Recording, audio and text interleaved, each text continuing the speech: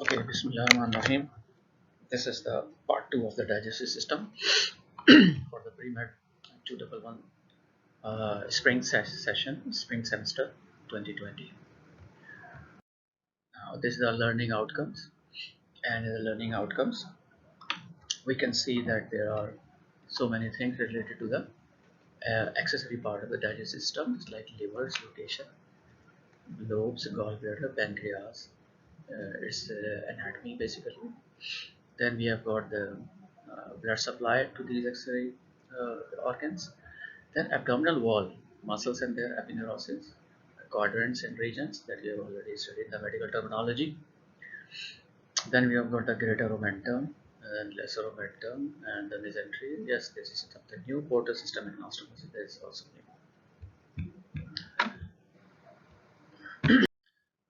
Okay, this is the slide for the liver anatomy. And if we start with what we have studied, the liver is a soft, pliable means flexible, soft, adjustable, largest gland of the body. It lies under the diaphragm in the right hypochondrium. Hypo means below, chondrium means cartilage.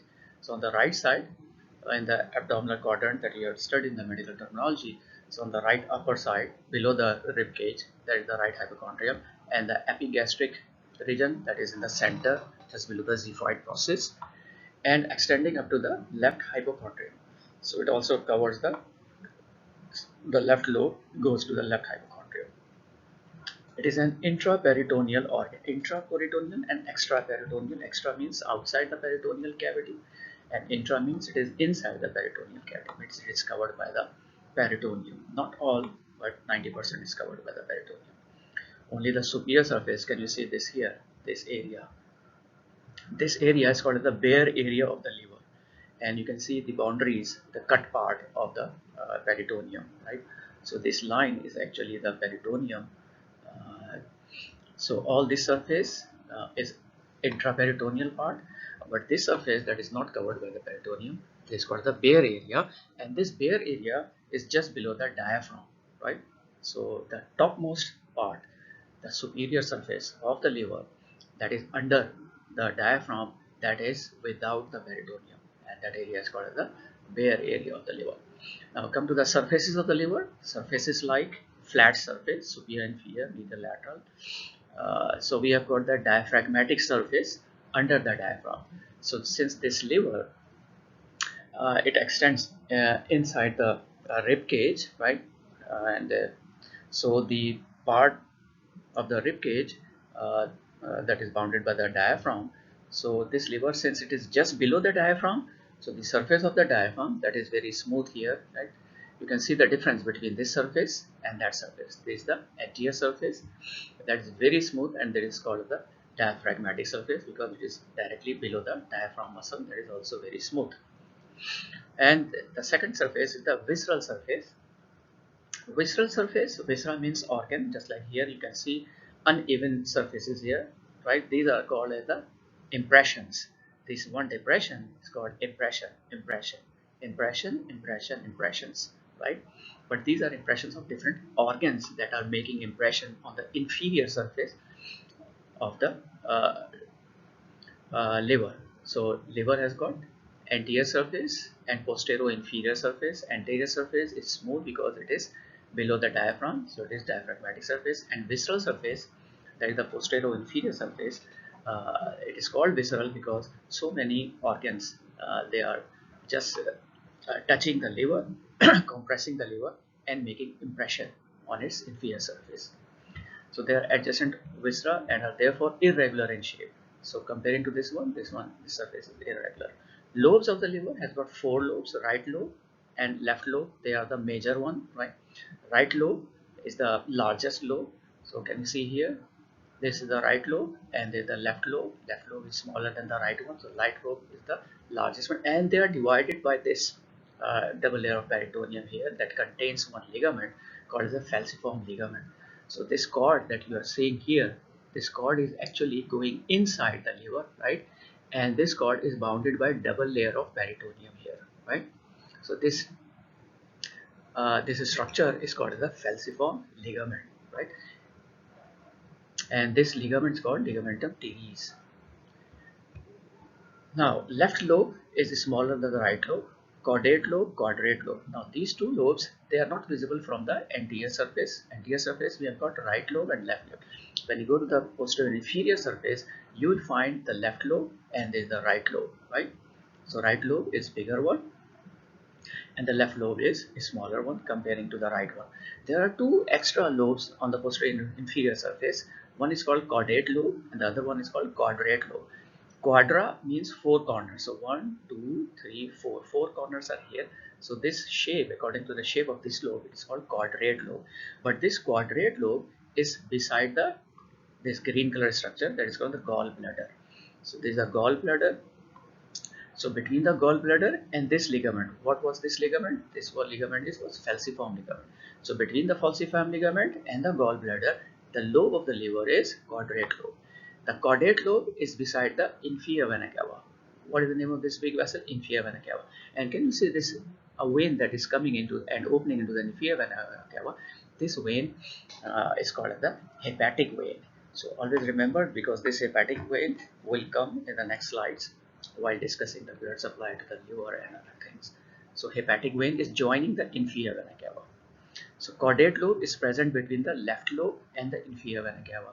So there is the left lobe and there is the inferior vena cava. So between the left lobe and the inferior vena cava is the caudate lobe. And the right quadrate lobe is between the left lobe and the gallbladder. Between the left lobe and the gallbladder. Okay, you can what is written here, you just remember like this. So left lobe is on one side of both the small lobes, right? Caudate and quadrate. But the difference is on the right side. If on the right side we have got the inferior vena cava, there is the caudate lobe, and if on the right side is gallbladder, then it is the quadrate lobe. Another thing to note is that this is the posterior inferior surface. We are looking from the inferior side, and inferior side this is the posterior, because inferior vena cava is on the posterior abdominal wall and gallbladder is anterior. So this is the posterior and this is the anterior. So caudate lobe is posterior to the quadrate lobe.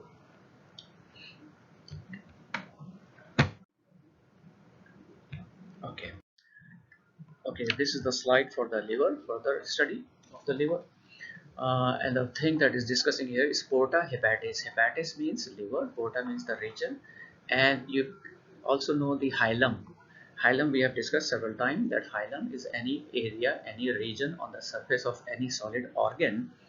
Through that area, so many blood vessels, arteries, veins, nerves, ducts, they are penetrating into the organ, and from the organ, if any structure want to exit from the organ, they also exit from the same area. So that area, that depression, that part, that surface is called hilum, right? So here the hilum of the liver is this area, right, where the arteries, veins, nerves, ducts, they are all coming into or getting out of the liver. You cannot see from here or anywhere else except this one extra thing. This is the hepatic, right and left hepatic veins. They open into the inferior vena cava directly, because inferior vena cava is on the posterior side and it is actually embedding on the from the posterior side, on the posterior side. So this is the hilum of the liver. This this the ligament. There is a ligamentum teres that is also going inside. Um, so except these two structure, all the things they are coming from this area in the liver, right? So there is some exceptions with the hilar area. So now coming to this, hilum of the liver is found on the posterior inferior surface, right? Posterior inferior surface or the visceral surface. So this where you can find the uneven impressions for the organs, right? So this impression, because this is on the left side and this is the inferior view, so this must be the impression for the stomach, that is making a compression here. So it compresses this surface from inside, and here it must be some spleen, right? Then adrenal gland here, some kidney here. So they are all making some impression because they are all below the inferior surface of the liver. Now, and lies between the caudate and the quadrate lobes. So hilum is located where? This is the hilum of the uh, liver, called as the hilum or porta hepatis. So porta hepatis is the name of the hilum of the liver. Now this region, this surface of the liver is between which two lobes? Rather, this is the posterior aspect because inferior vena cava is here. This is the anterior part because gallbladder is here. Gallbladder is the anterior, inferior vena cava is posterior. So between, so this lobe is caudate lobe, that is posterior, and this one is the quadrate lobe. So between caudate and quadrate we have got the porta hepatis, right? So between the caudate and quadrate lobe we have got the porta hepatis. The upper part of the free edge of the lesser omentum is attached to its margin. Now porta hepatis is this surface, right? But if you see, this surface is bounded by this cut margin of the mesentery or peritoneum, right? Since this we have discussed, this is all what? These are the cut margins of the peritoneum. So most of the part of the liver is intraperitoneal, but this part, this is without peritoneum. So this is the bare area, and this is the anterior most part of the liver. So that is called the bare area of the liver, and this area is called intraperitoneal area of the liver. Now this is the peritoneal lining. So peritoneum is covering. It makes a double fold here, double from right and left side. These cut margins, they are called the coronary ligament. So what is the name of this ligament? This peritoneal uh, membrane. This is the coronary ligament. So coronary ligament is actually the name of the peritoneal membrane that is covering the liver, right? So this is all coronary ligament, right? On the right side and the left side. So these two coronary, right side and left side coronary ligament, they join together here, right? And these two again separate, right? And envelop this hilar region and come back, right? So this double layer of peritoneum here, this is the another omentum. This called is the, because this is the double layer of peritoneum, but this you will see that it is coming from the stomach part, right? So this all area, they are coming actually lower down from the stomach, lesser curvature of stomach. So this double layer of peritoneum is actually uh, encircling and enveloping the porta hepatis. So lesser omentum. So what is lesser omentum? This double layer of peritoneum, and then separate here, because this area from here to all this porta hepatis. This peritoneum is actually covering the lesser curvature, the stomach also. So from the lesser curvature of the stomach, the two layers of the peritoneum, they are coming up and attached here, right? So here when they are attaching here, this form the lesser omentum attachment, and this is also the, they separate and united again. So this all area is a part of the lesser omentum, that is a double layer of peritoneum connecting between the lesser curvature of the stomach to the liver, right? Then the porta hepatis contains what what are the structures present here inside? Right and left hepatic duct. When we call about the duct, which structure is this? This is the gallbladder, right? Gallbladder is connected with the duct, right? Which duct is this? Bile duct. So this is the common bile duct here, right? And common bile duct, initially it was coming from the right lobe and the left lobe. So we have got the right and left hepatic duct. When we say hepatic duct, we means bile duct, right? There is no other duct.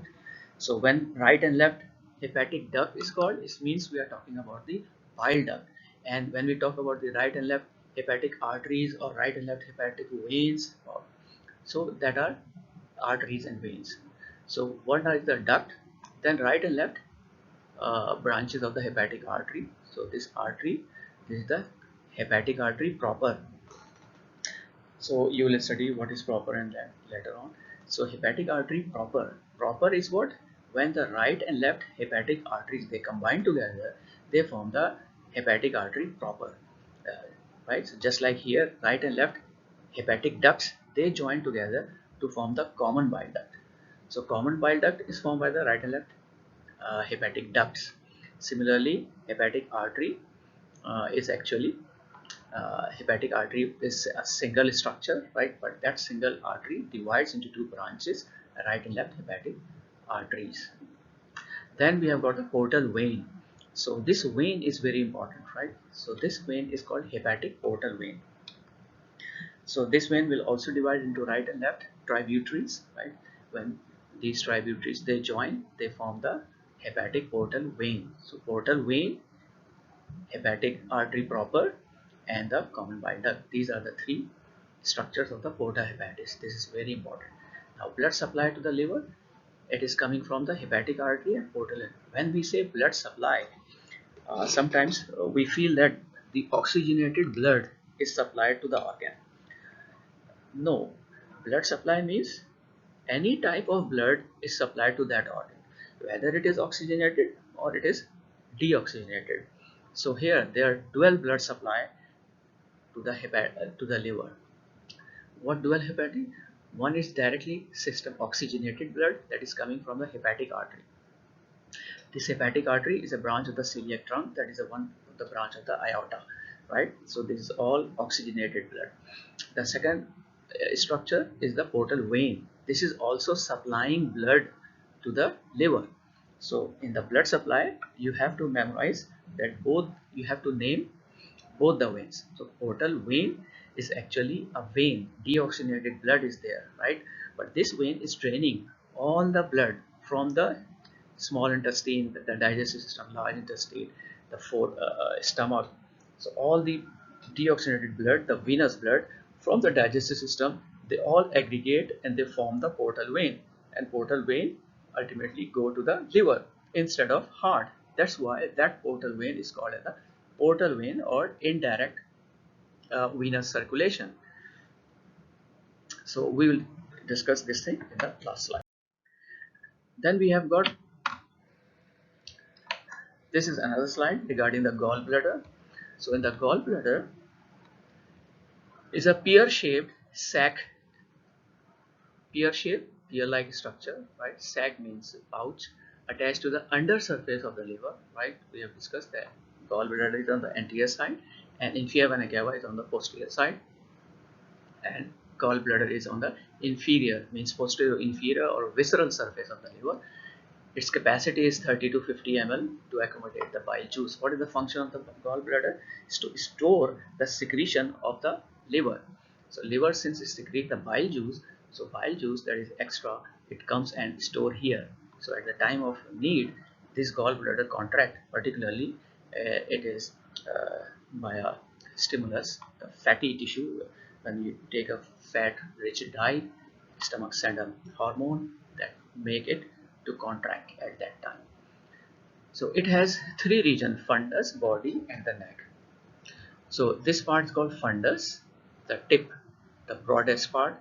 Then this is the body, right? And the neck is here, right? And so here we have got these three parts: fundus, body and the neck. Then we have got, it is drained by cystic duct. Can you see this cystic duct here? Yes. The last part of the gallbladder is the cystic duct. So this duct is actually communicating with this common bile duct. Common bile duct was what? Previously we have discussed the bile duct. It was initially two right and left hepatic ducts. Both of them, they join together to form the common hepatic duct. So from this joining to this part is a common hepatic duct. And this point, when it was going down, it receives a duct from the gallbladder, right? So this duct is called cystic duct because it is not straight, so it is kinked. So cystic duct. So cystic duct of the gallbladder join with the common hepatic duct, right, and form the bile duct. So the formation of the bile duct is by the union of two ducts, one coming from the gallbladder, the other one is coming from the liver. The one that is coming from the gallbladder is the cystic duct, right, this small part, and the one that is coming from the liver is the common hepatic duct, right? And this common hepatic duct, it is actually divided or joined, formed by the left and right hepatic ducts. Now it is drained by the cystic duct. So what content is here in the gallbladder, that is drained through this cystic duct into the common hepatic duct, and when both of them they combine, they form from here to here. This is what? This is the bile duct. So bile duct is here. The cystic duct joins the common hepatic duct to form the common bile duct. Okay, so this common hepatic duct, right, coming from the liver, when it joins with the cystic duct, it forms the common bile duct. So here common is not written, but you should assume what is common bile duct and the common hepatic duct. So when we talk about the common hepatic duct, we mean the cystic duct coming from the gallbladder is not attached.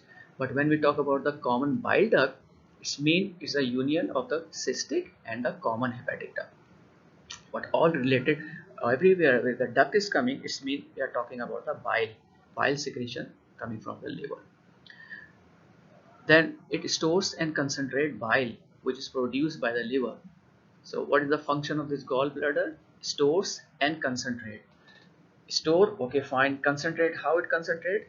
It usually the wall absorbs the water molecule.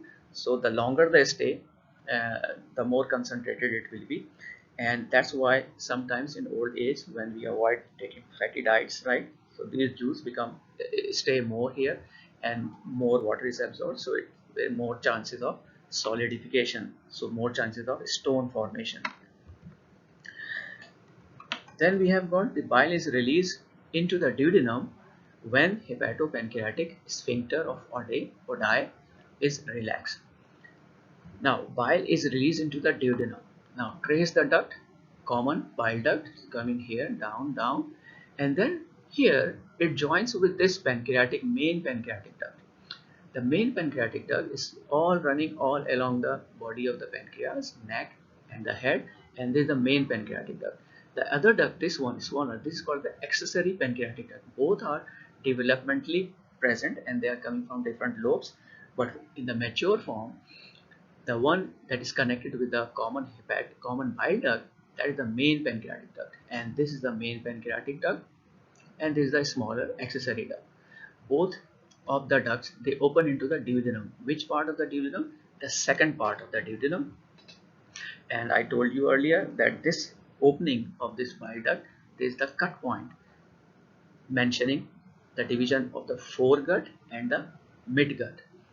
So this major duodenal papilla, this is the site where above this one is the foregut and below this one is the midgut. So upper one, foregut.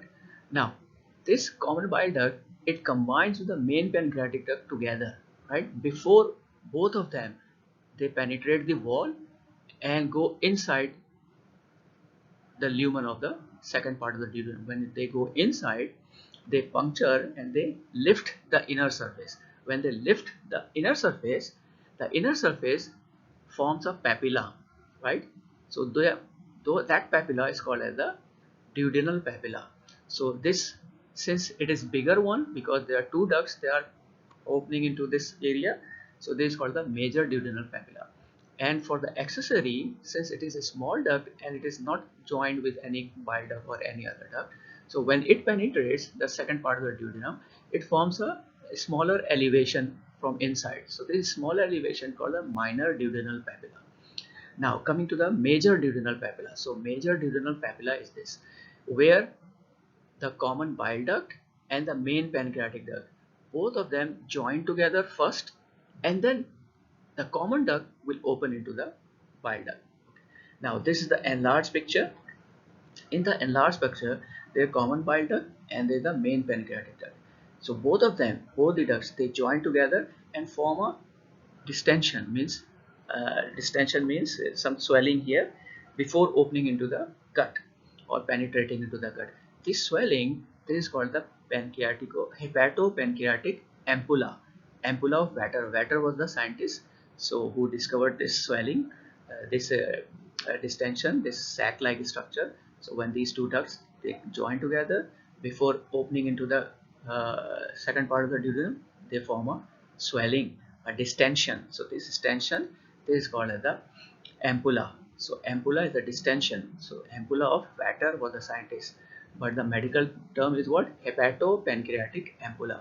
Hepato means from the liver, and pancreatico means liver and pancreas. They are making a swelling here, right? A distension here. So this distension is called ampulla, right? Now this distension, when it tries to penetrate the wall, that region of the wall of the duodenum, it forms a circular, a smooth muscle at this point.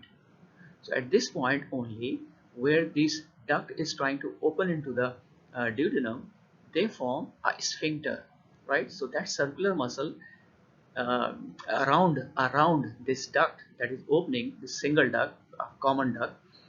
So that is singular circular muscles. They act like a sphincter, right? When they contract, it closes the duct, right? So no bile juice or pancreatic juice can enter into the duodenum. So this sphincter, it was discovered by Oddi. So it's called as sphincter of Oddi, right? And it is also called as hepatopancreatic ampulla, right? So ampulla, some distension. So when we call as hepatopancreatic sphincter, so or sphincter of Oddi, right? So when this sphincter is relaxed, means the thing, they can drain, the secretion can go into the duodenum. But if it is tight, means it is closed, it is constricted, so this opening is closed. Then we have got bile salts break lipid droplets apart, and this process is called emulsification, that we have studied in the biochemistry or physiology, that how to digest the fat uh, uh, molecule. So they just first emulsify, right, into fatty acids. So then the blood supply is supplied by the cystic artery. Now since we are talking about the gallbladder, right, the main heading, the gallbladder we are talking, so we end up with a major duodenal papilla, with a sphincter of Oddi, sphincter, right, and the ampulla of Vater. Now come to the blood supply. Cystic artery. Why cystic artery?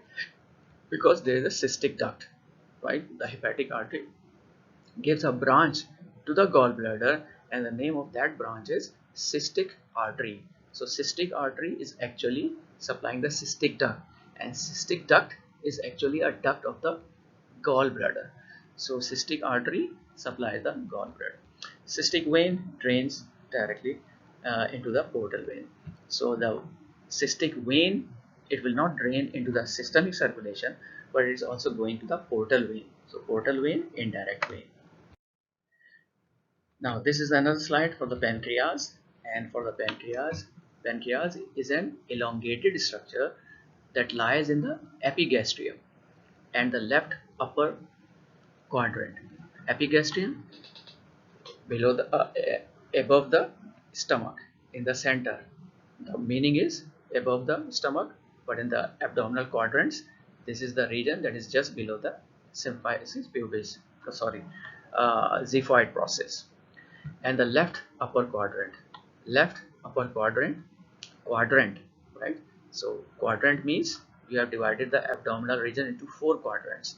So this pancreas is in the left upper quadrant. And when we talk about the epigastrium, we have divided the abdominal region into 9 regions, right? So 9 regions and 4 regions. So be careful about this.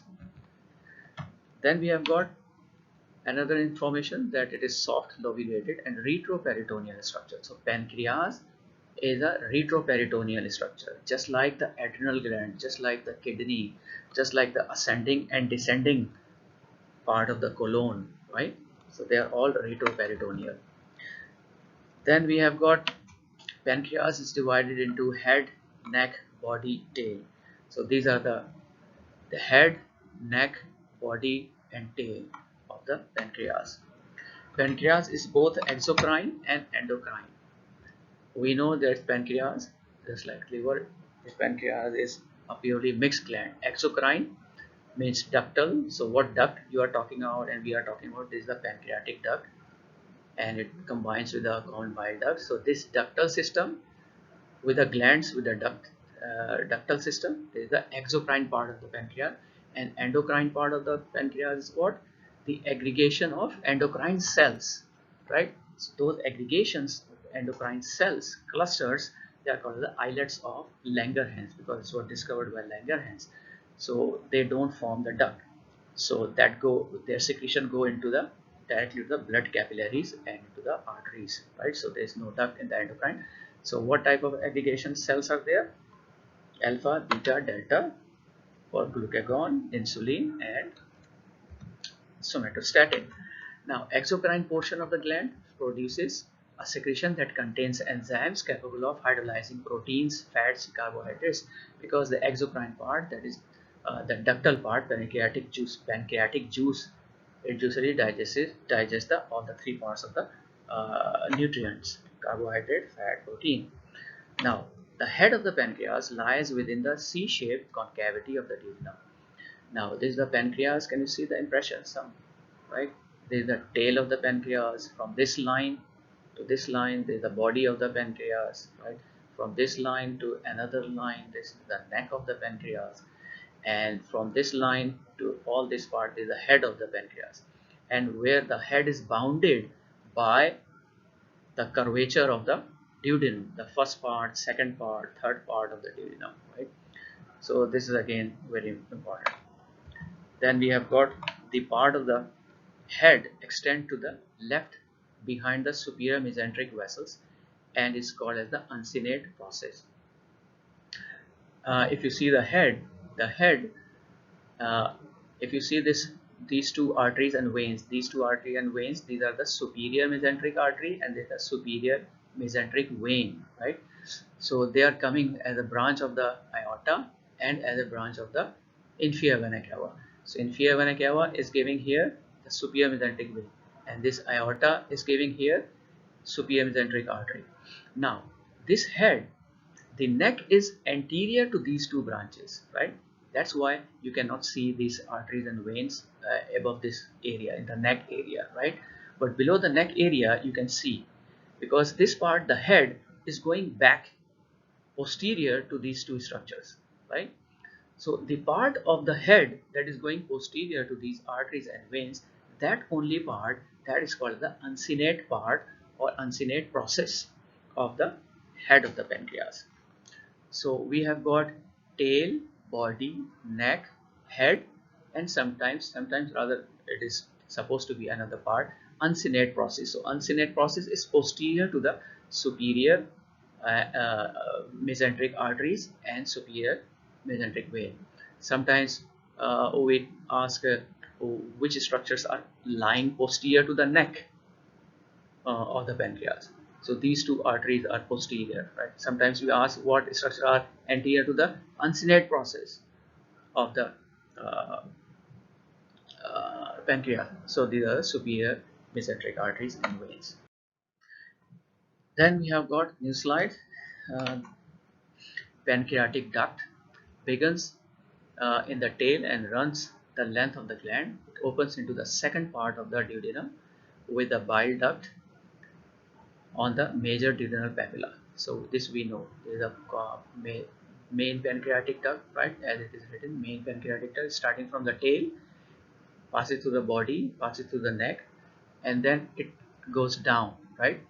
And a branch accessory is this. This is the accessory. It is opening here in the minor duodenal papilla, and this main one, main pancreatic duct, keep on going ahead, and it joins with this green color. What is this green color? This is the common bile duct. So where the common bile duct joins, this is the main pancreatic duct, right? So main pancreatic duct is all along the pancreas, while accessory pancreatic duct is all only in the head, right? So this is the, so major duodenal papilla is the common duct formed by the main pancreatic duct and the common bile duct. Then we have got the accessory pancreatic duct. It occurs in 3% to 10% of the people, drain the upper part of the head. So since this accessory just remain within the head of the pancreas, so it receives secretions, the digestive pancreatic juice from the head of the pancreas, and it opens into the minor duodenal papilla and secrete over there. Blood supply, we have got the splenic, the spleen, splenic and the superior and inferior pancreaticoduodenal arteries supply the pancreas. Now this is very important and very easy to understand. This pancreas has got uncinate process, this part that is posterior to the superior mesenteric artery and vein, and then the head, then there is the neck, then is the body, and there is the tail, right? From the blood supply to the tail, come here, to the tail, body, neck, right? They are supplied by the splenic artery. Where is the splenic artery? This is the abdominal aorta first, right? There are two branches seen here from the abdominal aorta, from the anterior surface, celiac trunk, and there is the superior mesenteric artery. Now, from the celiac trunk arises the common hepatic artery, and then this very thick artery that is going on the superior margin of the pancreas. Which margin of the pancreas? Which border of the pancreas? This superior, and this one is the inferior border of the pancreas, and this is the superior border of the pancreas. Along the superior border, this artery that is going to the spleen is called as the splenic artery. So from this, another branch from the celiac trunk, artery that goes to the spleen to supply blood to the spleen. So this artery is called splenic artery. And where it is running? It is running on the superior border of the pancreas. So this very long splenic artery, and it goes to the after the tail to supply. Spleen is here because the tail touches the spleen. So which organ here on the tail side? Spleen. So this is the splenic artery. Okay, this artery is mainly supplying blood to the spleen, but on its way you can see it gives branches. This is light and dim because it is supplying to the posterior side. It is arising from the posterior surface, right? They are very clear here because they are anterior, but these yellow color, they are actually posterior to the body of the pancreas, right? So this is called as the great pancreatic artery. So pancreatica magna. So this one is the great pancreatic artery. So pancreas blood supply of the pancreas to the tail, body, and the neck, up till the neck. These three regions, they are supplied by the branches coming from the great pancreatic artery, which is a branch of the splenic artery. And splenic artery is one of the branch of the celiac trunk. Celiac trunk gives three branches, right? One of the branches is splenic artery. Now come to the remaining part of the pancreas, the blood supply, the head and uncinate process. Now this head of the pancreas, since it is in between the two arteries, actually the blood supply to the head is contributed by the branches from both the superior and inferior main arteries of the aorta. Upper one is celiac trunk, and it gives hepatic artery, right? That's called the proper hepatic artery, right? And this proper hepatic artery gives a small branch, that is called the gastroduodenal artery, right? And this gastroduodenal artery then gives further two branches, right? This is actually, one goes posterior because it is dim in color, it is dull, it is not very prominent, right? So color changes because it is going posterior, and this red remains red because it is on the anterior side, right? So these two are anterior and posterior pancreaticoduodenal. Now the word pancreaticoduodenal is important and very easy to understand, because if you see where the head is located, the head is located here. The head is located in the center and surrounded by the duodenum, right? So there is an artery that is common for both pancreas and the duodenum. So these two branches, they are called pancreaticoduodenal because it is running in between the pancreas and the duodenum in this depression, right? So this depression, there is an artery that is running around this depression. There are two branches, one on the anterior side, the other one is on the posterior side of the same structures, right? So anterior one is called anterior pancreaticoduodenal artery. The other one is called posterior. So anterior is this anterior superior pancreaticoduodenal artery, and this one is called posterior superior pancreatic artery. So both of them, they are superior because they are coming from the superior main artery, the celiac trunk, common hepatic duct, hepatic proper, then the gastroduodenal artery. They give the superior branches, superior pancreaticoduodenal artery anterior and superior pancreaticoduodenal artery posterior. Now come to the, but this superior, it actually divides the head into two halves, the superior half and the inferior half. The superior half, anterior and posterior part, they are, the blood supply is supplied by the uh, superior pancreaticoduodenal artery anterior and superior pancreaticoduodenal artery posterior, right? So anterior, posterior, superior pancreaticoduodenal artery. The lower half, the inferior half of the head of the pancreas with the uncinate process, they are supplied by, again, same, anterior, posterior, inferior pancreaticoduodenal artery. But these two, anterior, inferior pancreaticoduodenal artery and inferior, posterior, inferior pancreaticoduodenal artery, these two are the branches coming from the inferior main artery, the superior mesenteric artery. So this superior mesenteric artery gives a branch and that divides into posterior inferior pancreaticoduodenal artery and anterior inferior pancreaticoduodenal artery, and both anterior posterior pancreaticoduodenal artery coming from superior and inferior, they anastomose with one another, they are continuous with one another. So you can see a circle around the head. So this single, one anterior and one posterior, but one is superior anterior and inferior anterior, right?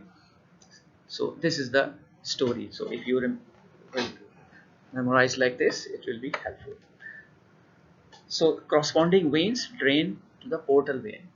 Now the vein that will drain the deoxygenated blood, that vein will go to the portal vein. Portal vein, indirect circulation.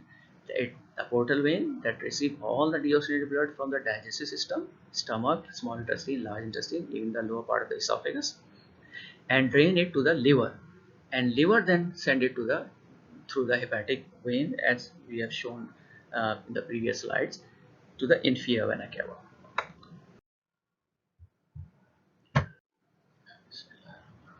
Okay, this is the anterolateral abdominal wall. So abdominal wall, if you take a circle, so in the circle, the anterior and the two lateral part of the abdomen, not the posterior part, so that is composed of four different muscles. So one of the muscle, so you will see the anterior abdominal wall consists of, from superficial to deep.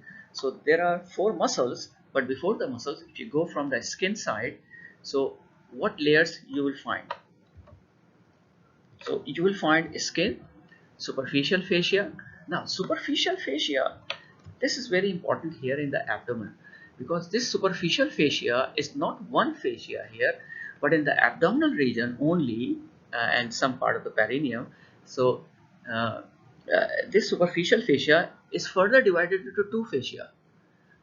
One fascia, superficial fascia, is the fatty layer, right? This yellow color, you can see there is the fat deposition. So you can see that this fatty layer, this is the superficial fascia. But this fatty layer fascia, the part of the superficial fascia, that was discovered by Camper. So this part is called the Camper's fascia. But the same superficial fascia, the fats here, when they are compressed, they are thin, they are membranous. So this membranous compressed fatty layer, that is the condensed form, right? It is more stronger, right? But this is again the part of the superficial fascia. So superficial fascia, again membranous layer. So one is the fatty layer, the other one is the membranous layer.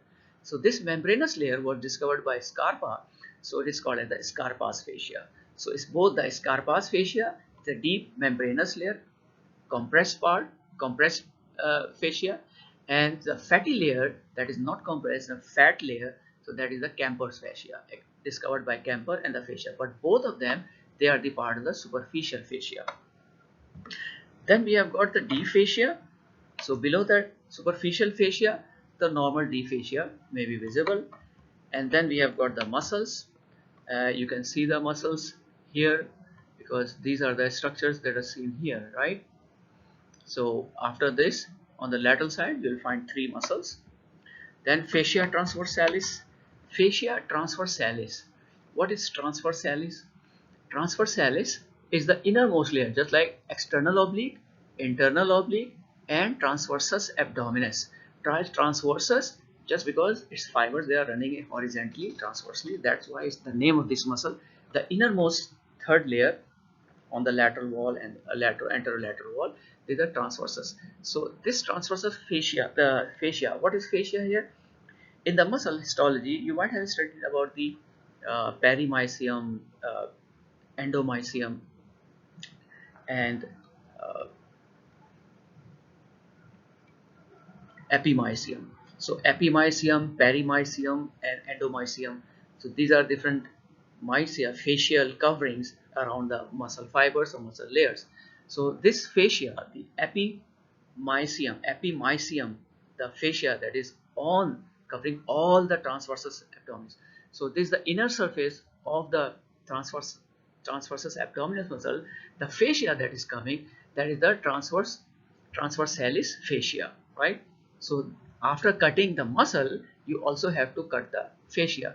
So what structures you are cutting? You are cutting the skin. Your knife is also cutting the superficial fascia comprising of fatty layer and the membranous layer. Then you cut the deep fascia.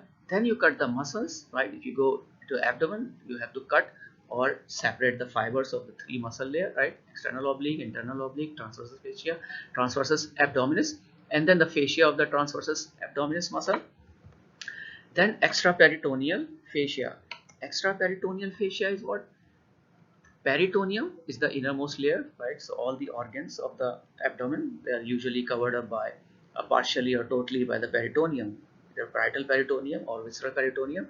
So before reaching the peritoneum, there is a fascia that is called the extraperitoneal fascia. Sometimes in thorax it is called as endothoracic fascia. So same sticking glue-like structures that stick the peritoneum, parietal peritoneum, with the wall of the abdomen or the thorax. So we have got that fascia is called extraperitoneal fascia in the abdomen area. Then we have got the parietal peritoneum. Okay, in the previous slide, the umbilicus there was remaining. So umbilicus is the site when you cut the umbilical cord of the fetus, right? So that site become the umbilicus, right? And that site is actually lying in the center, in the midline, right? And in the midline, there is a fascia called the linea alba. Linea means line, straight, and alba means white. There is a white line in the center, right? And that white line is a fascia. When the muscles of both the lateral side half, right half and the left half, they merge in the center, they merge through this connective tissue, right? Because the muscles, they also unite together by means of a raphe, right? So that is also, so linea alba is the merger central white uh, connective tissue between the joining muscles of the two halves, right? Now come to the anterolateral abdominal wall fascia. Now this picture is big, and here you can see some good layers. So superficial fascia, that is divided into superficial, that is divided into Camper's fascia and Scarpa's fascia, right? So Camper's fascia, we here you can see this is the outer side, this is the inside, this is the abdomen, and this is the outside skin. So skin, below the skin, you will find the superficial fascia, but superficial fascia comprising of two layers: Camper's fascia, the fatty layer, right, and the membranous layer, the Scarpa's fascia, right. Then after the superficial layer, there is a deep fascia that is not mentioned here, right? And it is, so Camper's fascia, that is continuous with the superficial fat over the rest of the body and may be extremely thick in obese patients. Now Camper's fascia, here you can see this is the fatty layer, right? Have you seen in the 40 plus ages, people with big tummies. So big tummy is actually the storing of the fats. So where the store it's stored in this campus fascia, this the breadth of the campus fascia increases and the tummy is out, right? Then we have got another deep layer, the deep membranous layer. The campus fascia is thin and fades out laterally and above. So this Scarpa's fascia, this membranous fascia, as you go to the outer lateral side, right, or the above side of the abdomen, it will fade off, right? So there will be no more membranous layer, only superficial campus fascia and then the deep fascia. The deep fascia, it lies deep to the membranous layer of the superficial fascia and is a thin layer of connective tissue covering the muscles. Now, this is the slide for the muscles of the anterolateral abdomen. It's very easy. We have already discussed sometimes in the medical terminology. So here we have written 5 muscles make up the anterior wall. Now on the lateral side you might have uh, 3 layers, right? But on the anterior side you will have 2 additional muscles. So it becomes 5 layers. So 3 flat muscles passes anteriorly from the posterolateral abdominal wall. So posterolateral abdominal wall, from there these 3 muscles, they come in a flat sheath like muscular part, right? And then they transform into the aponeurosis in the anterior side. Muscles are replaced anteriorly by aponeurosis towards the midline. These muscles are external oblique muscle, internal oblique, transverse, according to the direction of the fiber. So here the fibers, they are directing obliquely downward, right? So when you remove this one, the second muscle is obliquely upward, right? And third one is transverse. So these are the 3 muscles, posterior abdominal muscle. But anteriorly, you will find another very straight muscle that is called the rectus abdominis, right? So external oblique, internal oblique, transverse abdominis, and rectus abdominis. And okay, different directions of muscle fibers provide the increase the tensile strength. Definitely when you bend your abdomen, your body, so these directional fibers, they help to bend in that direction. 2 vertical muscles, rectus abdominis and pyramidalis. So here rectus abdominis is visible, but pyramidalis is very small muscle and it is at the pubic crest, right? So, and it attaches the linea alba. It's a pyramidal one as a pubic bone, right? So it's very small one. These are enclosed in the tendinous sheath, the rectus sheath. So rectus sheath is not shown here, but when you go to the inside the abdomen and look from inside, you will find a rectus sheath half. In the half distance between the umbilicus and the pubic tubercle up to the heart level, you will find the rectus sheath. On the inner side, right, from the abdominal side. Weakening, defects, trauma of these muscles causes bulging and results in hernia. So anything particularly here, you have come to know about the inguinal hernia and femoral hernia. So these muscles, these are muscular part, these are epineuritic part, they are attaching to one another and to the bones, right? But if this muscle, here there is an opening, right? Superficial inguinal ring here, the opening through the spermatic cord go through the deep into the abdomen, right? So this opening is here. So when this muscle become weak, if so, the content of the abdomen can come out from this opening into the scrotum or outside in the femoral area. Now this slide, abdominal quadrants. So this you already know. The right lower quadrant contains mainly cecum. So quadrant is this. You have divided the abdomen into 4 quadrants, right? Right upper, left upper, right lower, left lower, quadrants. Quadrants, quadra, 4, right? So what contents are present in the right upper quadrant? Yes, it contains mainly the cecum. Right lower quadrant, sorry, this right lower quadrant here. So you will find the cecum, appendix, ileum, ascending colon, right ovary, right uterine tube, right ureter, right spermatic cord. Left lower quadrant here, what you will find, the part of the large intestine, descending colon, left ovary in the female, left uterine tube in the female, left ureter in both, left spermatocord in males, and sigmoid colon in both. Now this is another slide comparing the four abdominal quadrant, again quadrant, right? And so two planes, vertical, median, and horizontal transumbilical. So how you develop this four quadrant? You are from the midline, you are drawing a line passing through the umbilicus and touching the pubic symphysis, right? This is one line, vertical line, and the horizontal line is horizontal to the umbilicus, right? So in this way you have divided the abdomen into four quadrants. So right upper quadrant, now right upper quadrant, liver, gallbladder, duodenum, head of pancreas, right kidney and adrenal gland, hepatic flexure of colon. Hepatic flexure means flexure is in the bending of the colon on the hepatic side is called hepatic flexure, and splenic flexure is the bending of the colon on below the spleen on the left side, because spleen is on the left side, so that is called the splenic flexure of the colon. Now, part on the right upper quadrant, we have got the part with transverse and ascending colon, and the lower left upper part, we also have got the parts of the transverse and the descending colon. In the right lower quadrant, you will find cecum, appendix, the same thing. It is repeated by the from the previous slide. Now, this is what the 9 regions. Now, this is again important. Why? Because of two things. First of all, you have to memorize the contents of these 9 regions individually, and before that you have to understand how these 9 regions were developed by the lines, right? So if you take the lines, first study the line. There are 2 vertical lines and there are 2 horizontal lines, right? While in the quadrant you are developing 1 vertical line and 1 horizontal line. Here in the 9 you have got 2 vertical lines. Now from where to where these vertical lines they are attaching, right, or they are connecting. These lines, they are called the mid-clavicular line, right?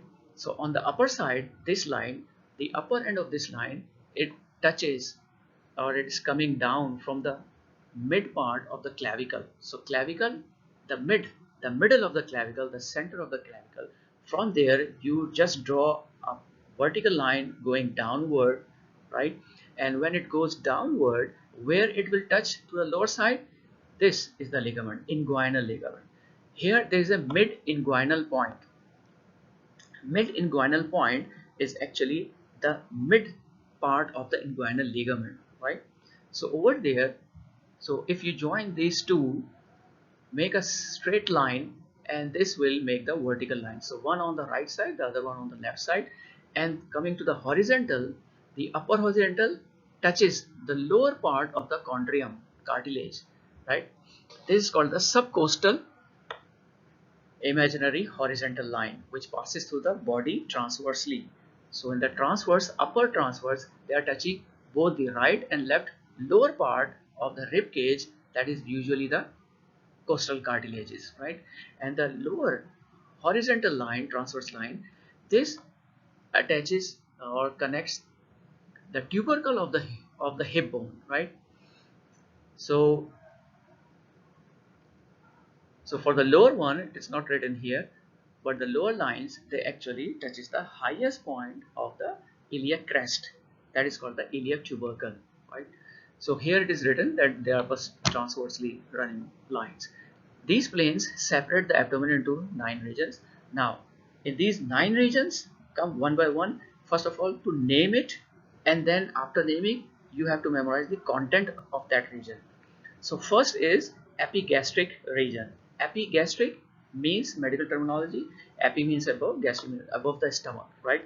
So usually we have got this region that is just below the xiphoid process. So xiphoid process is this area, right? So here this is the epigastric region. It is the upper central region inferior to the sternum.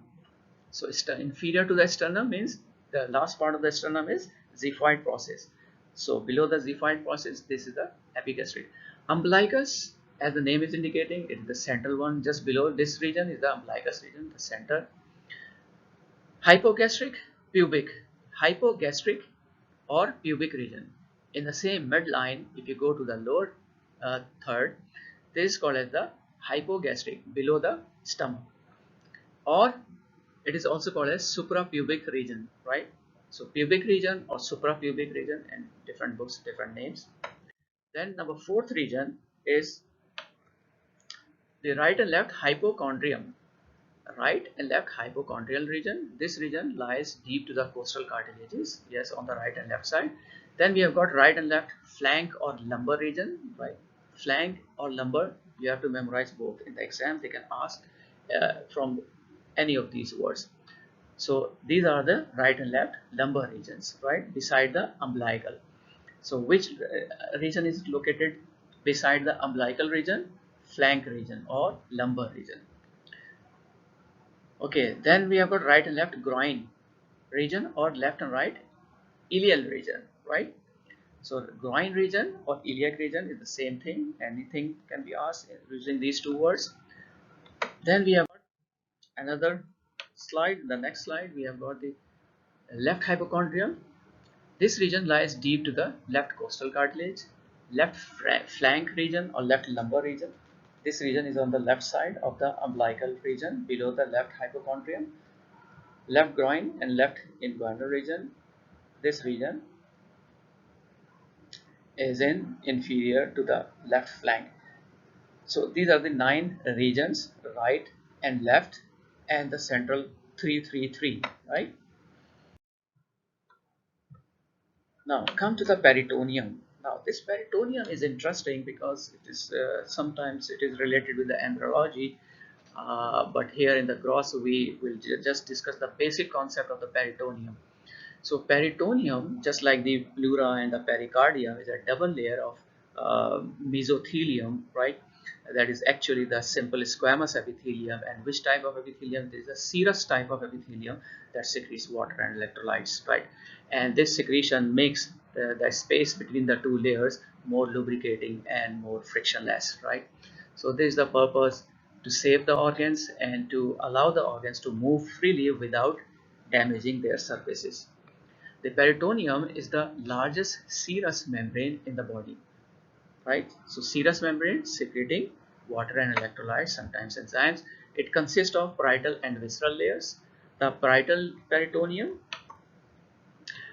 lines the abdominal and pelvic walls. Parietal means towards the wall. So which wall in the abdominal region? Towards the wall of the abdomen means the abdominal muscle, right? And the pelvis, the pelvic bones, right? And the inferior surface of the diaphragm, because this abdominal cavity, the roof of the abdominal cavity is covered up by the diaphragm, right? So peritoneum will also, the parietal peritoneum will also cover the roof of the peritoneum, that is the diaphragm. Then comes to the visceral peritoneum that covers the viscera. Then we have got the peritoneal cavity. So peritoneal cavity is just like pleural cavity, intrapleural cavity or intrapericardial cavity. The cavity, the space between the two layers, right? In the heart and in the pleura, that space is very narrow, right? Very, very narrow, and only thin film of fluid is there. Here again, we feel that organ, the distance between the organ and the wall is too much, but in actually there is almost no distance. It is very close, touching each other, right? Because they are all compactly arranged in their own position, so that nobody can displace itself from other region while you are rolling and playing, jumping. So it's not like an empty box with something and it is just shaking and sound, making sound. No, all things are compactly arranged and fitted together is their position, right? So these parietal and visceral, they are again very close to each other, and the secretion between them is again a very thin film. Now peritoneal cavity, the concept of the cavity is the space between the parietal and the visceral. The peritoneal cavity, the space between parietal and visceral layer, it contains serous fluid that lubricate the peritoneal surface and allows free movement of the viscera. The peritoneal space, retroperitoneal space. Now peritoneal cavity, peritoneal space is a double layer of peritoneum covering the abdomen, right? There are some structures that are behind the peritoneal cavity, right? Those structures, they are called as the retroperitoneal structures. And where they are lying? They are lying in the retroperitoneal space. So there is a space, that's why the structures are located and occupying that space. So behind the peritoneum is the space. The retroperitoneal space is behind the peritoneum on the posterior. So what are the structure? Can you recall your memories? Yes, some part of the liver, the bare area, that is also outside the peritoneum. Then we also know the pancreas, then we also know the kidney, then we also know the adrenal gland, then we also know the ascending and descending colons, right? So they are all behind the peritoneum. So they are called as the retroperitoneal structures. Then this is the next slide regarding the peritoneal structure, peritoneal spaces. Now this peritoneal space, lesser sac and greater sac. Sac means something bounded structure, a bag-like structure that contains some cavity inside and bounded by the wall, right? So the lesser sac, omental bursa, the other name, this is the Greek word omental bursa, almost the same in the same meaning, right? Is a peritoneal space that lies behind the stomach and the lesser omentum, the double fold of peritoneum, right? Now, what is lesser omentum? If you see the stomach, right?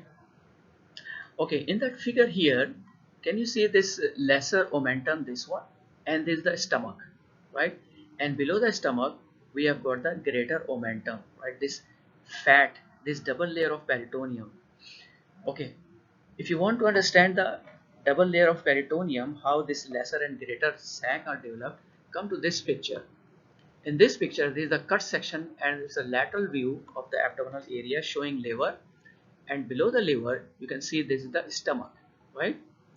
And below the stomach you can see the transverse colon, right? And you can see this small yellow color, this is the pancreas, that is outside the peritoneum, right? Retroperitoneal, that is not intraperitoneal. So stomach and transverse colon, they are intraperitoneal. Then small intestine is also intraperitoneal, right? Okay, now come to this understanding of the lesser omentum and the greater omentum, right? Lesser omentum, omentum is a double layer of peritoneum, right? Now, where the double layer of peritoneum develops, this is the omental, right? Now, after covering the stomach and after covering the liver, let's suppose, just follow this red pointer. This is one visceral. Which layer is this? This is a visceral peritoneum. Why? Because it is covering the liver, right? And which peritoneum is this one? This one is parietal peritoneum because it is covering the inner surface of the abdominal wall, right? So this inner surface of the abdominal wall, peritoneum, this parietal peritoneum, it make a U-turn and then start covering the liver. So it is now called as a visceral peritoneum. Now trace this visceral peritoneum on the liver. It goes to the anterior surface and now it is coming to the inferior surface. And from this inferior surface, it comes down to the stomach and cover the stomach, become the visceral again. And from the visceral, it goes down. And this peritoneum, this is the parietal peritoneum again, right, it's hanging down and it becomes the posterior layer here. It now covers the transverse colon, go back, and then it is attached with the posterior abdominal wall, parietal peritoneum. This is again some structure, that is retroperitoneum. This is the small intestine, right? So this is a continuous peritoneal covering. It goes to the pelvis, right, and then come again to the anterior side, become the parietal peritoneum. This is one continuous sheet. Now this continuous sheet, this is colored pink, right? Can you see another color? That is the purple color. And here there is a second area of the peritoneum. Now here this is the parietal peritoneum coming at the back of the liver, means the posterior abdominal wall, covering the posterior abdominal muscles, right? And then it makes a U-turn and come on the surface of the liver, right? When it comes on the surface of the liver, it becomes visceral peritoneum, and it comes here and then it goes to the stomach, because stomach has to be covered posteriorly also. So this visceral peritoneum covers the posterior surface of the stomach and become the inner layer of this hanging structure, right? So this here make a U-turn, become inner layer, and we cover the anterior surface, and then it goes back to the posterior wall and continues with the parietal peritoneum, right? So this is one complete sheet, right? Now what is happening going on? This area, this here, the visceral peritoneum coming from the anterior side and the visceral peritoneum that is coming from the posterior side of the liver, when they go and want to cover the stomach, both of them, they unite here. They have to pass that, they have to cover the distance from the liver to the stomach, because stomach is not attached or continuous with the liver. So they have to detach their self, the visceral peritoneum, and then again they cover the uh, around the stomach. So when they are passing the distance, both the visceral peritoneum, they detach, right, and they become the parietal, and this double layer of peritoneum, right, this is not a visceral, this is not a parietal, this is a double layer of peritoneum only, right? So this double layer of peritoneum is called the omentum, right? There is another double layer of peritoneum when after this stomach, anterior surface, and another visceral peritoneum from the posterior surface. So from anterior posterior, again they detach and they go down, and it actually hangs down, right, and make this double layer to come up to cover the transverse colon both anteriorly and posteriorly, right? So this hanging big double layer of peritoneum, right? This is not a parietal, this is not a visceral, this is a double layer of peritoneum, that is the omentum, right? So this is small, that's why it is called lesser omentum. And this is a very big one, right? It is called as the greater omentum, right? So greater omentum, embryologically when it was developing, and there was every structure was very small. So abdominal cavity had a big area to develop. So at that moment, this greater omentum had four layers, right? So these are double layer this one and double layer this one. So this hanging structure that is hanging in front of the small intestine, so this is the greater omentum. Now if you compare this lesser omentum and the greater omentum with a stomach has got both attachment for the lesser and the greater. This is a lesser omentum that is coming from the stomach and attached to the liver. The greater omentum is again coming down from the stomach, right? And then after hanging up, going up, U-turn, it attaches with the transverse colon. Now these two, lesser and greater, now look at from the front. From the front, if you see this stomach, that is also covered up by the peritoneum, right? But look at its lesser curvature and look at its greater curvature, right? So actually this is one continuous peritoneum that here to here it attaches to the lesser curvature, runs on the anterior surface, and then it hangs down to become the greater omentum, and then it make a U-turn going to the posterior of the stomach, and then posterior to the this double layer of peritoneum, posterior to the liver. So while making this one, this is the lesser omentum and this is the greater omentum. Another thing important, the lesser omentum is attached to the stomach to which part?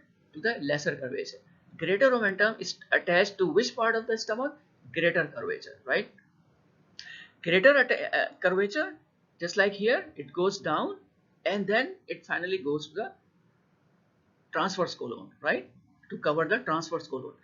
While the lesser curvature, it goes up and attached to the inferior surface of the liver, where we have discussed the porta hepatis, right? The porta hepatis was all surrounded by the peritoneum, and that double layer of peritoneum, this lesser omentum. So this lesser omentum, it covers and encloses the porta hepatis structures. Okay, so again, so lesser omentum is a peritoneal space that lies behind the stomach and the lesser omentum. Now, lesser sac, lesser sac is behind this lesser omentum and behind the stomach. So from the greater curvature of the stomach up to the porta hepatis of the liver. If you go posterior, if you remove this lesser omentum and the stomach, come here. If you remove this lesser omentum and this stomach, right? Posterior to this space, this is purple color. Initially in the embryological period, it goes between the stomach and the transverse colon, but in the adult, it fuses and it just remains to the back of the stomach, right? So this narrow area will be no more there in the adult, right? Because this colon will come very close to the stomach, and it almost touches the stomach.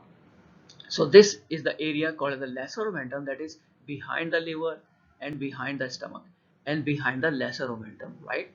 So behind the stomach, behind the lesser omentum, and behind the liver. This is the lesser sac, right? It extends upward as far as the diaphragm. So this lesser sac behind the liver, it goes up where? This is the diaphragm, because above the liver, what is the roof? The diaphragm. So this diaphragm below, so this lesser omentum goes up to the diaphragm, right? So this is all diaphragm here at the back, from roof and at the back of the liver. It extends upward as far as the diaphragm and downward below the layers of the greater omentum. Initially, this is the embryological, that it goes down, and it goes down between the space between the double layer of greater omentum. So greater omentum is a double layer. Greater sac is the space. Greater omentum is a double layer of peritoneum, and greater sac is the space between the greater omentum, right? Greater sac is a main compartment of peritoneal cavity. Now sac,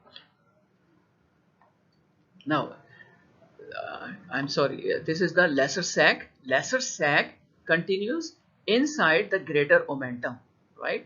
This is all purple, lesser sac. But later on it is fused here, and lesser sac will remain here only.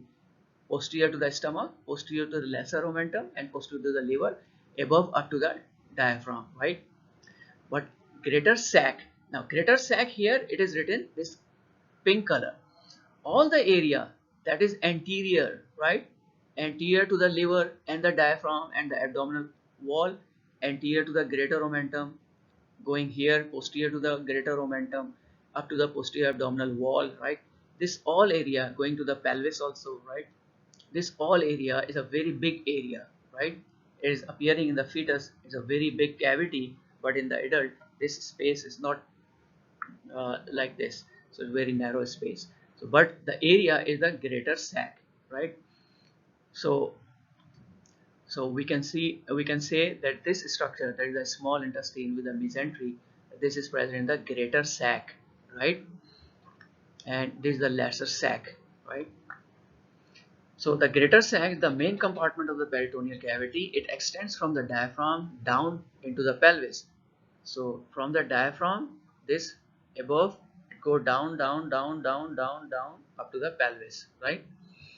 It extends from the diaphragm down to the pelvis. The greater and lesser sac are in free communication with one another through an oval window called as epiploic foramen. Now, this area where the lesser omentum is there between the stomach and the liver, if you trace this lesser omentum here, this is the lesser omentum between the lesser curvature of the stomach and the hilum of the liver, right?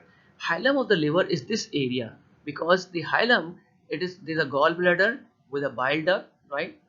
So bile duct, hepatic artery, and portal vein, they are formed the three contents of the porta hepatis.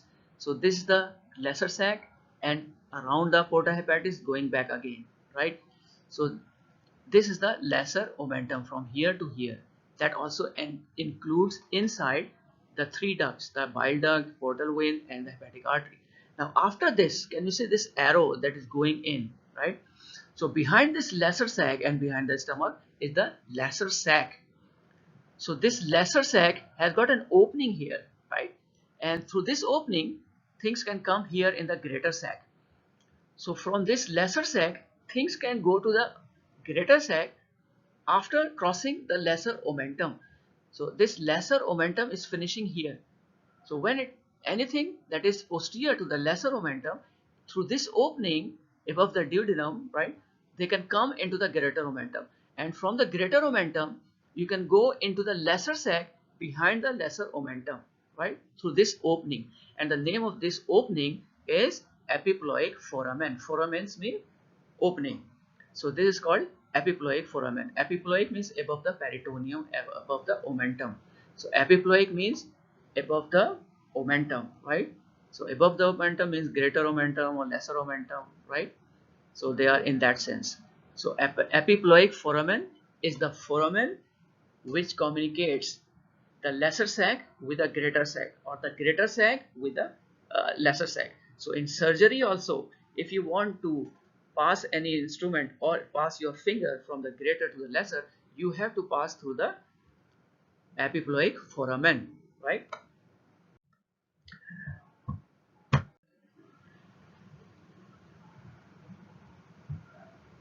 Okay, this is the new slide, the peritoneal folds. So in the peritoneal folds, again, uh, means double layer or single layer. Peritoneal fold supports the viscera and provide the pathway for the nerves and vessels which supply the viscera. Now, what is the purpose of this lesser omentum and greater omentum? You can see a lot of fat lobes are attached here, and you can see the veins here and the arteries here, right?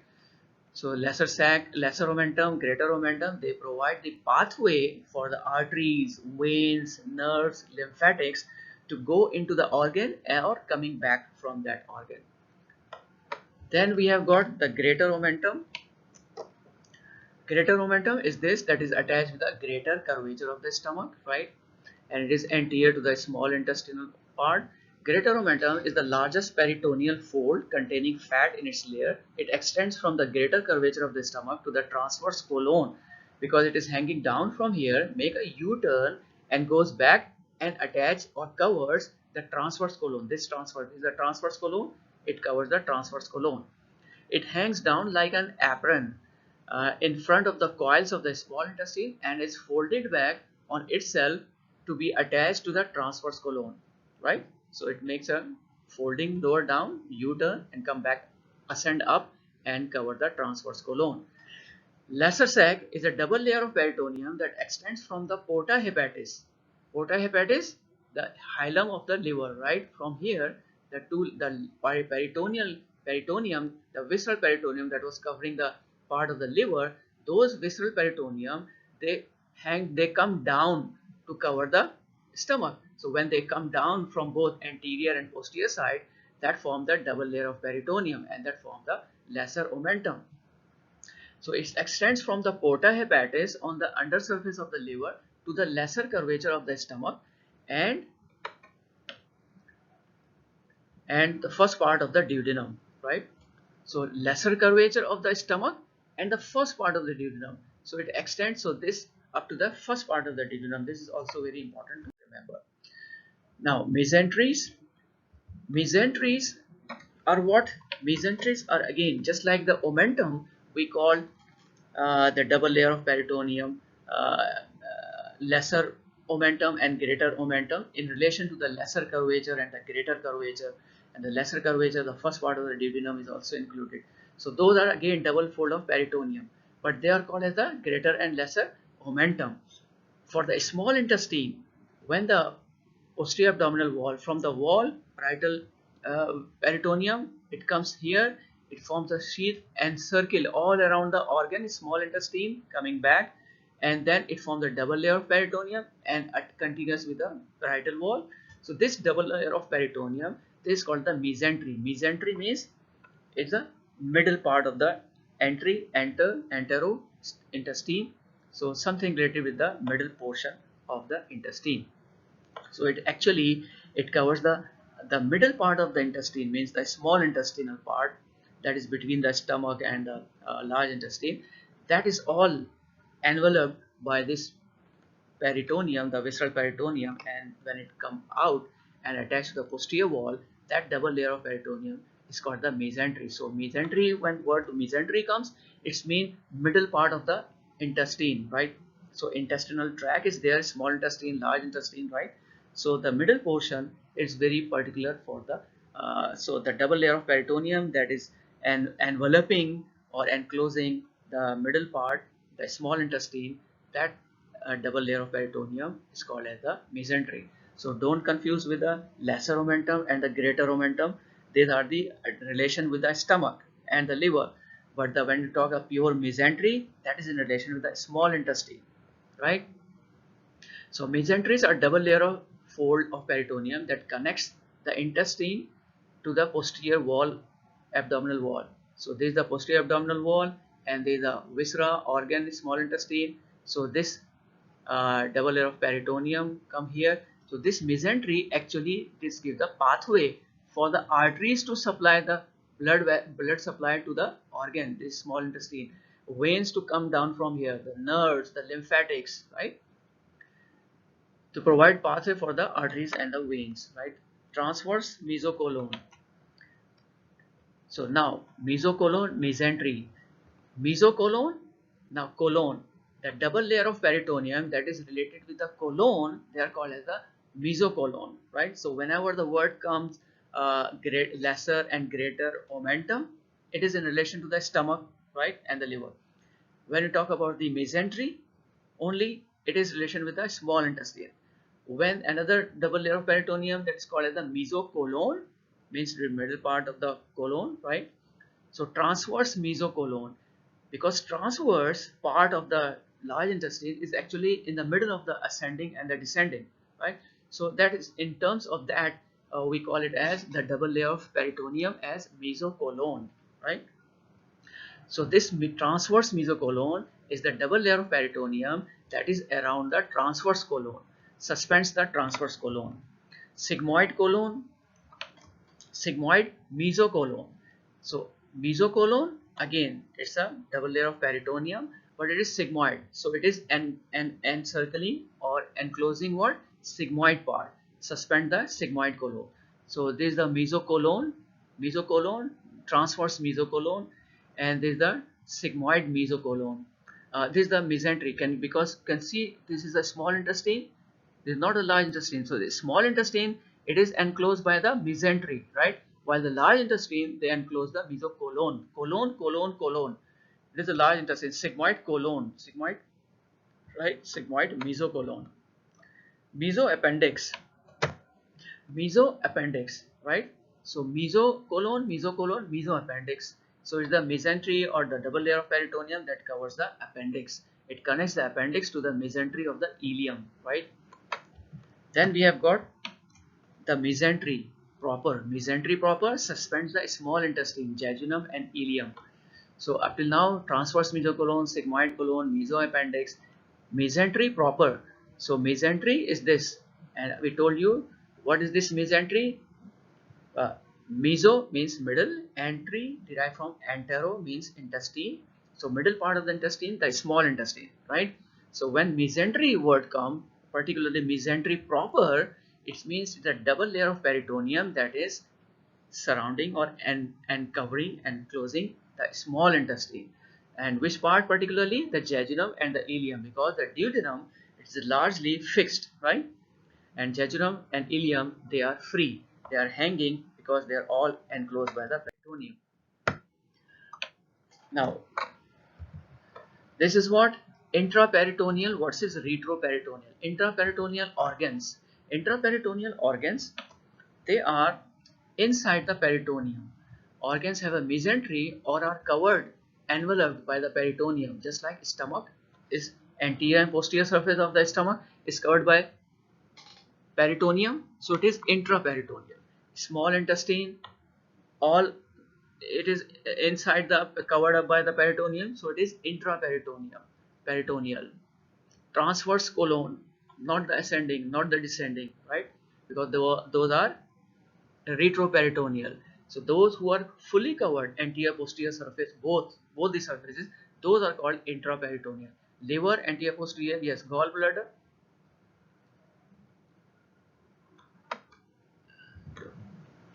then this is the intraperitoneal. Retroperitoneal are organs without a mesentery.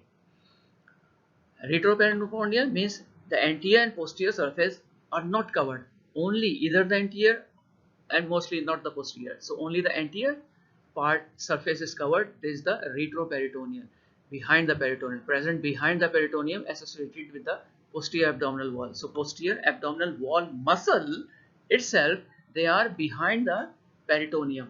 So any structure that is attached with the muscle, there it is also in the retroperitoneal. So just like aorta, inferior vena cava, kidneys, suprarenal glands, and the ascending colon, right? Descending colon, they are all retroperitoneal structures.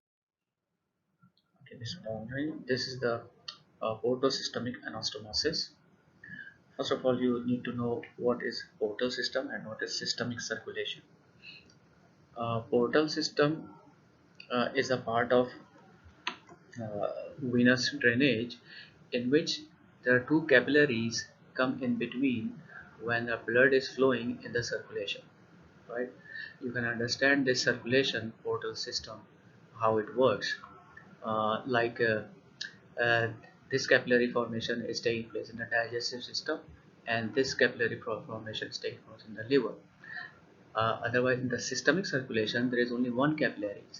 The blood comes into the tissue in any organ, and then from there the vein go direct to the heart, back to the heart, right? To the uh, inferior vena cava or superior vena cava, right? So that is with one capillary, that goes the systemic circulation, goes to the systems. Now, digestive system is a special one because all the blood that is absorbed, when the blood is supplied to this capillary, first capillary is the digestive system, where there are three types of arteries, the celiac trunk, superior mesenteric, inferior mesenteric. They supply the oxygenated blood to the digestive system, and from the digestive system, all the venous blood, the deoxygenated blood, with all the nutrition that is absorbed in the digestive system, that venous blood goes uh, to the liver, and all these veins, just like the uh, inferior mesenteric vein, superior mesenteric vein, uh, they form, actually the inferior mesenteric vein, it drains into the splenic vein, and the splenic, just like here, the inferior mesenteric vein, it drains into the splenic vein, right? And splenic vein and the superior mesenteric vein, they combine to form the portal vein, right? And this portal vein goes to the liver, right? Dividing into right and left portal veins, tributaries, going to right and left lobes or different lobes, right? So this portal vein is actually draining all the nutritive and deoxygenated blood from the digestive system, but it goes to the liver, not to the it goes to the liver and not to the heart, right? So when it goes to the liver, inside the liver, this venous blood, uh, it forms another capillaries inside the liver, and there is a mechanism in the liver that actually leads the formation of sinusoids inside. So the basic function of the liver is to metabolize and to detoxify the things that is absorbed, so that when the blood is circulating in the circulation system, in circulation, and goes to the brain and vital organs, it cannot do harm to these vital organs. So they detoxify over here. Now this liver is getting blood, the nutrition blood from here, but oxygen through hepatic artery, right? Now, from the vein arises the hepatic vein, right? All the sinusoid capillaries, they combine together to form the hepatic vein, and hepatic vein then goes to the inferior vena cava. So here the liver, all the through the portal vein, all the blood, deoxygenated blood, but full of nutrition, and the hepatic artery, oxygenated blood, they also come and join this capillary formation, this sinusoids inside the liver, and they ultimately form another vein, right? That is the hepatic vein coming out of the hepatic liver that we have discussed in the previous first two slides, the picture. So this hepatic vein then go and drain into the inferior vena cava, and inferior vena cava goes to the right atrium, right? So this is the portal circulation, means the blood is actually making a, just like another example, a transit flight. One is a direct flight from your destination to another destination, but the transit flight, that from your destination it will go to some another destination, and then from there it will go to your final destination. So same is true over here. Now in the portal circulation, blood passes through two sets of capillaries before it reaches back to the heart. So first is what? Blood from the gastrointestinal tract, one set of capillaries enter the liver via the portal vein. So after this capillary formation, the artery that supplies the blood, oxygenated blood to the digestive system through the celiac trunk, superior mesenteric, inferior mesenteric, they form capillaries inside the wall of the digestive system, right? And then from the wall arises this this inferior mesentery and the superior mesentery and the splenic arteries, right? These veins they join to form the portal vein, and this portal vein then drain into the organ liver, and inside the liver they form sinusoids, and the sinusoids also then receive the oxygenated blood from the hepatic artery. So in the sinusoid there is a mixture of deoxygenated nutritive blood coming from the portal vein from the digestive system and the hepatic artery, that is the branch of the cerebrum. So in the sinusoids they all mix, and from the sinusoids the other end they meet to the central vein, and then they form the hepatic vein. Hepatic vein gets out of the liver and goes to the inferior vena cava and to the heart. So there are two sets of capillaries. Capillaries formation in the digestive system, capillary in the wall of the digestive system, and the capillary formation in the liver. Then we have got uh, another from the liver, other set of capillaries. The blood is drained to the hepatic vein into the inferior vena cava, and from the inferior vena cava it goes to the systemic circulation. Now another point is smaller communication, anastomosis. Communication in anastomosis means joining vein to vein or artery to artery, right? Or artery to sometimes vein. So exists between the portal and the systemic circulation. Now sometimes this portal circulation with two capillaries and the separate systemic circulation, right? The other one that is coming from directly from the aorta. They sometimes they from the now he is talking about the veins. Smaller communication exists between the portal and systemic veins. Actually, this circulation, it is not talking about this anastomosis about the arteries, but he's talking about the veins only, and they become enlarged when the portal route become blocked by the liver diseases. Now in this picture you can see here this all the veins. Now there are two types of veins: systemic veins and the portal vein. So portal vein we know that is the inferior vena cava, splenic vein, superior mesenteric. So superior mesenteric, splenic, they combined on the portal vein. So actually this is the portal venous system, right? Now, where is the systemic venous system? Systemic venous system is the system, is the vein that is draining to the directly to the inferior vena cava or other part and going to the heart. So from the tissue, the vein goes direct to the inferior vena cava and to the heart, right? They don't go to the any other organ. So over here, let's suppose there's a first branch coming over here, and there's a left gastric vein is a branch called as the esophageal branch. Because which structure is this? This is the esophagus, this is the dome of fundus of the stomach. So esophagus is this. Lower one-third of the esophagus is supplied by the esophageal branches, esophageal tributaries, not the branches, because branches for the arteries.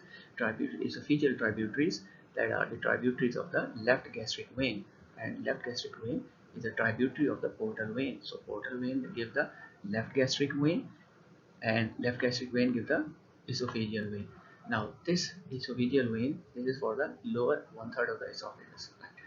Now the middle esophagus and the upper esophagus, their venous drainage is not through the esophageal branch or through the portal system, but the middle and the upper part, the venous blood, they were drained by the azygous venous system. So azygous vein. So these are the esophageal branches. Uh, so this upper part, this is the esophageal branch from the azygous, right? For the middle and the upper part. Now this area, the junction between the lower one-third and the upper two-third, this is the junction where the veins coming from the azygous and the veins that are coming from the left gastric, that are part of the portal.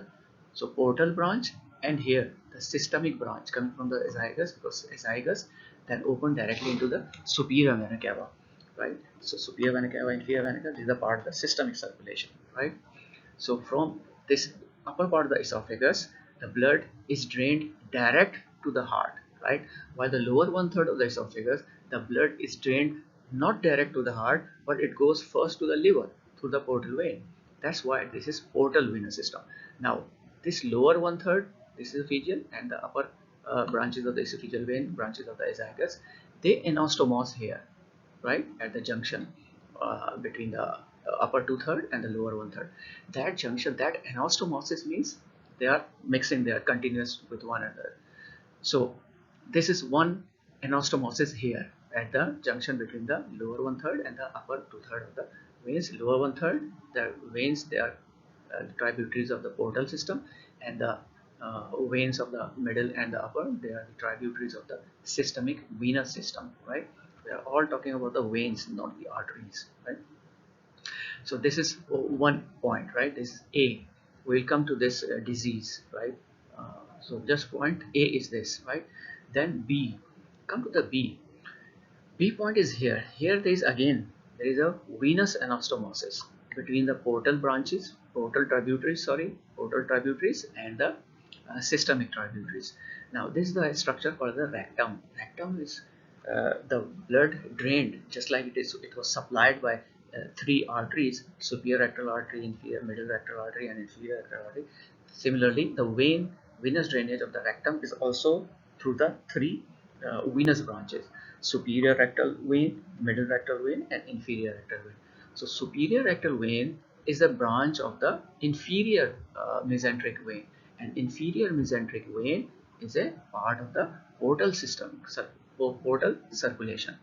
So one branch of the rectum, the upper part of the rectum, just like here the lower part of the esophagus was drained by the portal vein, right? Similarly, the upper part of the rectum is drained by the portal vein, right? While the middle and the lower part of the rectum, they are drained by the branches coming from the internal iliac vein, right? So this is the internal iliac vein, the external iliac vein, the left right common iliac vein, and the inferior vena cava, right? So inferior vena cava is going back to the heart, and inferior vena cava will go into the right atrium of the heart. So anything that is going to the vena cava, right, superior vena cava or inferior vena cava, this is the systemic circulation. So the blood from the middle part and the lower part of the rectum, they go directly through this inferior vena cava into the heart, right? There is no transit flight, there is no indirect organ.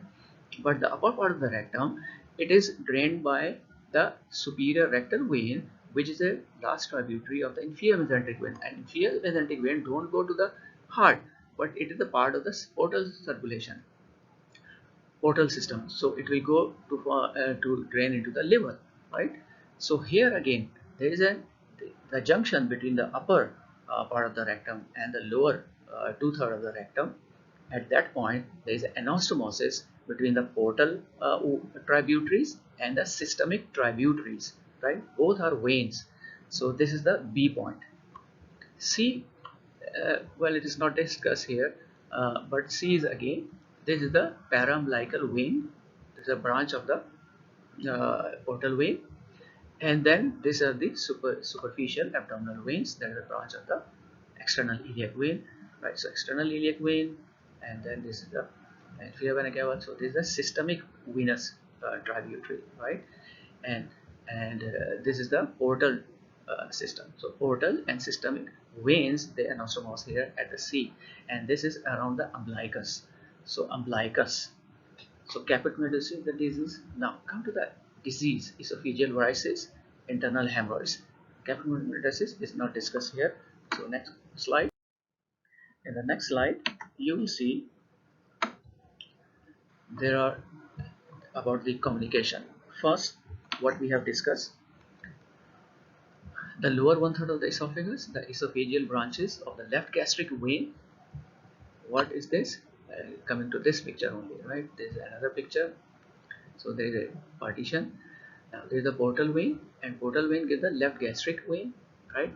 Left gastric vein here is also called the coronary vein, right? So coronary vein is this one that gives the esophageal vein, and this esophageal vein supply the drain the lower one third of the esophagus, and the same story, middle and upper, they are drained by the esophageal branches of the azygous vein, hemiazygous vein, accessory hemiazygous vein. All the azygous vein, they ultimately drain into the posterior surface of the superior vena cava, right? So it is going to the heart. So middle and upper part of the esophagus, they are draining their blood direct to the heart, not going to the liver or any other organ. But the lower one third of the esophagus, it is drained by the tributaries that are the branches of the portal vein and goes to the liver, right? So this area, the junction, the upper two third and the lower one third, at this junction, the esophageal branches of the systemic vein and the esophageal branches of the portal vein, they anastomose with one another, right? So what is happening? The esophageal branches of the gastric vein portal system with the esophageal branches draining the middle third of the esophagus into the esophagus vein systemic tributary, and large esophageal veins cause development of the esophageal varices. What is varices? Varices are distended veins. Medically, it is called as distended veins. Veins that are distended, right? Why distended? Because the blood is not passing. What happens in this disease? Can you see this venous, right? This blue. It is the esophagus, there is the stomach, right? And there is the lower one third of the esophagus cut down and open inside. So there is a anastomosis, portal and systemic tributaries. So they are very bulged, they are dilated. So that this condition is called varices. So this varices can be anywhere. So if it is in the esophagus, it's called esophageal varices. Varices means distended veins. So veins are distended because of some block. The blood is not flowing. So where is the block? This portal vein that goes to the liver. In the diseases of the liver, when the liver becomes in hepatitis A, hepatitis B, what happens in later complications, that this liver become fibrosed, just like these days in the coronavirus, the lung become fibrosed. That's the cause of the death. So here in the virus, hepatitis A, hepatitis B, they causes fibrosis of the liver. So liver becomes very stiff, solid like structure. So all the veins that were passing and sinusoids that were inside, they were all compressed and blocked. So no blood will flow, right? So when the blood, the lower one third blood is not drained through liver, then what will happen? The back pressure will develop, and the vein uh, uh, will try to drain through the systemic part, right?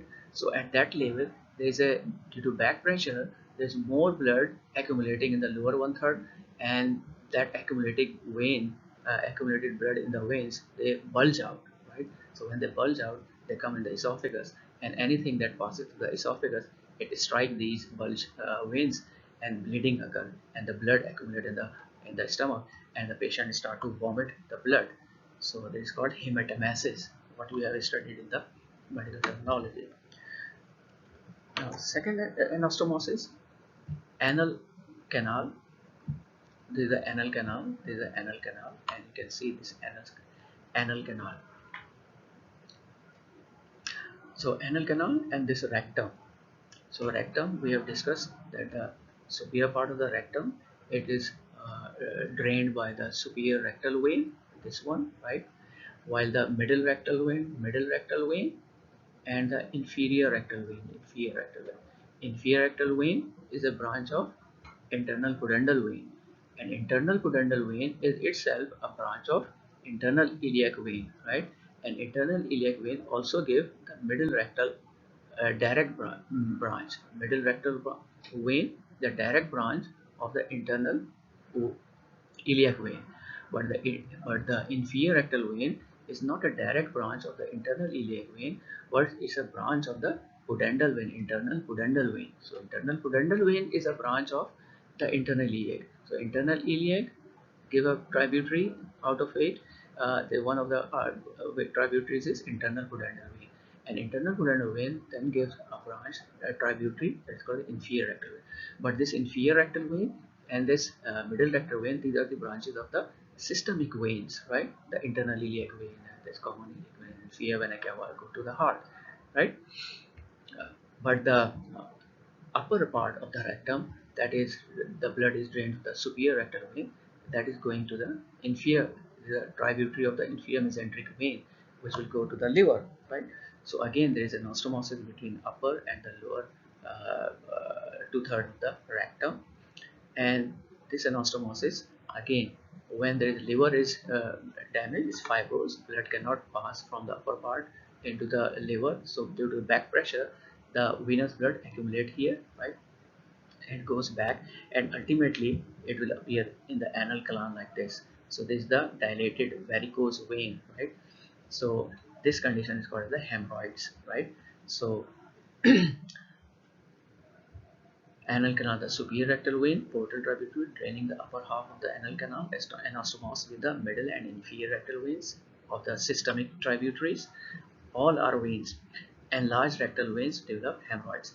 So just like esophageal varices, hemorrhoids are nothing except the dilated varices, means dilated veins, right? So hemorrhoids, these are the dilated veins. Again, when fecal material passes out over here, it scratches the surface of this wall, and they start to bleed, right?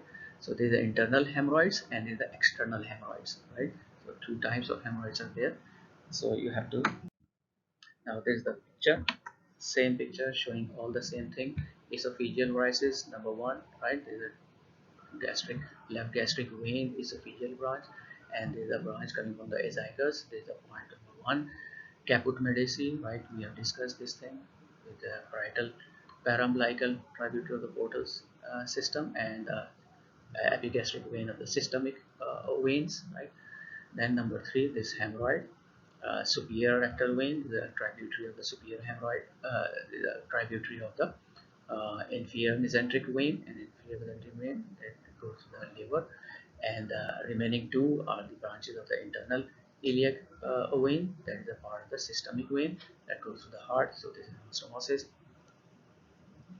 And then we have got this TIPs. This is also not discussed over here in class.